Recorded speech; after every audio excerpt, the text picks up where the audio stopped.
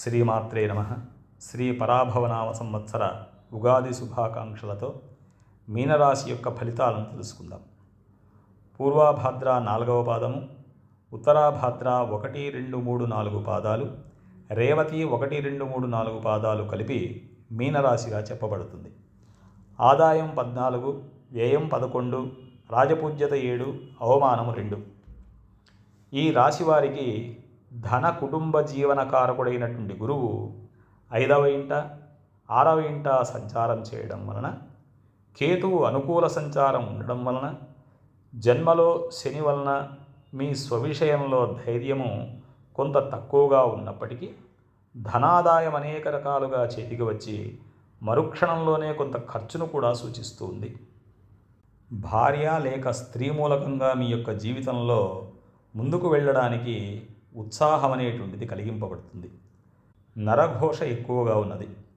మీ వెనుకటి జీవనము తలుచుకుంటే మీకు ఆశ్చర్యంగా ఉంటుంది.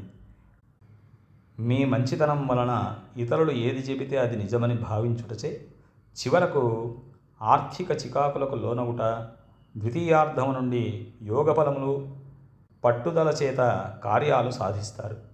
కుటుంబ సౌఖ్యత, ధనలాభము, సర్వతోముఖాభివృద్ధి, తీర్థయాత్రా ఫలప్రాప్తి, స్త్రీ సౌఖ్యము, వివాహము కానటువంటి వారికి వివాహము, సంతాన సౌఖ్యము, ప్రయాణాలలో లాభము, కొన్ని సందర్భాలలో శత్రువులై మిత్రులగుట, పుణ్యక్షేత్రాది దివ్య సందర్శన భాగ్యముచే కొంత మనశ్శాంతి చేకూరుతుంది.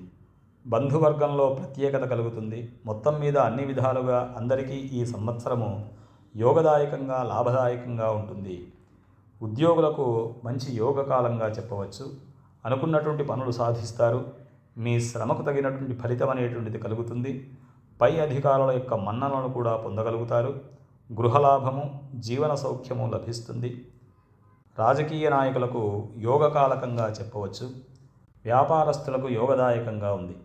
విద్యార్థులకు గ్రహబలం అనుకూలంగా ఉండడం వలన జ్ఞాపక శక్తి పెరిగి చదువుపైన శ్రద్ధ కలిగి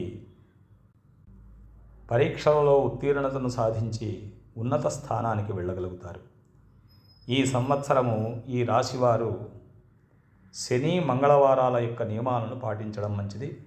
సుబ్రహ్మణ్య స్వామిని, ఆంజనేయ స్వామిని ప్రార్థన చేసుకోవడం, సుబ్రహ్మణ్య అష్టకము, హనుమాన్ చాలీసా చదువుకోవడం, శివుడికి అభిషేకం చేసుకోవడం ఉత్తమం. శుభమస్తు.